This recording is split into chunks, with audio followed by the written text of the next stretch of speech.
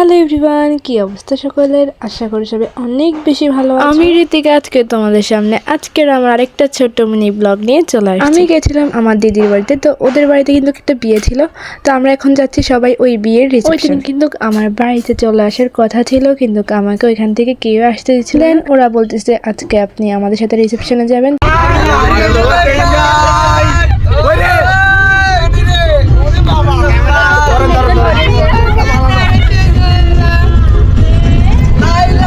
এখানে সবাই আমাকে বলতেছিল যে আপনি একটা ব্লগ করেন, তো আমি যার কারণে এই ভিডিওটা কিন্তু আমার করার কোনো ইচ্ছে ছিল না, কিন্তু এখানে আমরা এত বেশি এনজয় করতেছিলাম যে তোমাদের সাথে শেয়ার না করে পারতেছিলাম। আর আমরা এখন যেখানে যাচ্ছি ওইখান থেকে নাকি নদী খুবই কাছে, যেহেতু নদী খুবই কাছে তো মনে মনে প্ল্যান করতে থাকি যে নদীর ধারে যায় অনেকগুলো পিকচার তুলবো অ্যান্ড ভিডিও করবো। দেন আমরা যে গাড়িতে উঠি এখানে কিন্তু আমরা সবাই মিলে অনেক বেশি এনজয় করতেছি। তাহলে তোমরা দেখতেই পাইতেছো যে কিভাবে গান চালায় এর অনেকে। দেন আমরা কিন্তু এখন রিসেপশনে চলে আসছি। তো আমরা আসার পরে আমাদের খাওয়ার টেবিলে বসে দেওয়া হয়েছে। তার কারণ হচ্ছে একে তো আমরা অনেক লেটে গেছি, তারপর আমরা বলছি যে নদীর ধারে যাব, তো এখানে যাওয়ার জন্য তো একটু টাইম লাগবে, আর আমরা যেহেতু লেটে গেছি আমাদের সবকিছু একটু তাড়াতাড়ি করতে হবে। এখানে কিন্তু আমি বেশি কিছু ভিডিও করি নাই, জাস্ট অল্প কিছু ভিডিও করছি, তাই কিন্তু তোমাদের সাথে শেয়ার করতেছি। এন্ড আজকে আমাকে কেমন লাগতেছে তোমরা কিন্তু বলবে। কারণটা হচ্ছে কি আমি নিউ হেয়ার স্টাইল করছি। আমি কিন্তু কত বেশি স্টাইল করে চুল বাঁধি না। ওই দিন কিন্তু আমার বোনের মেয়ে আমাকে সুন্দর করে চুলগুলো একদম স্টাইল করে বেঁধে, যেটা আমার থেকে খুবই ভালো লাগছে।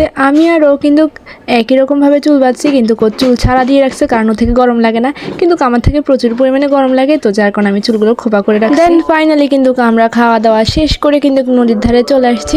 ওদের বাড়ি থেকে নদী খুবই কাছে, আর আমার থেকে কিন্তু নদী দেখতে খুবই ভালো লাগে। জানি না কার থেকে কেমন। নদীতে আসার পরে নদীর ঢেউয়ের আওয়াজগুলো শুনতে এত একটা ভালো লাগে কি বলবো।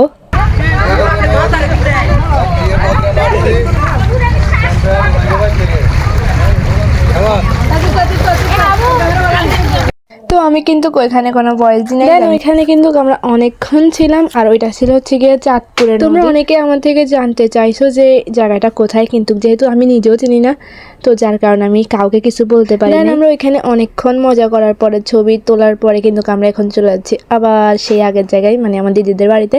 তো এখান থেকে কিন্তু আমার চলে যাওয়ার কথা ছিল, কিন্তু এখান থেকে আমাকে নামতে দেয় নাই, আমাকে নিয়ে গেছে বাড়িতে। তো যার কারণে আমি কিন্তু ওই দিন আর বাড়িতেই আসতে পারি। আর যাওয়ার সময় কিন্তু আমরা আরেকটা রাস্তা দিয়ে গেছি। যাওয়ার কারণ হচ্ছে কি আমরা যেহেতু আরেকটু মজা করতে পারি।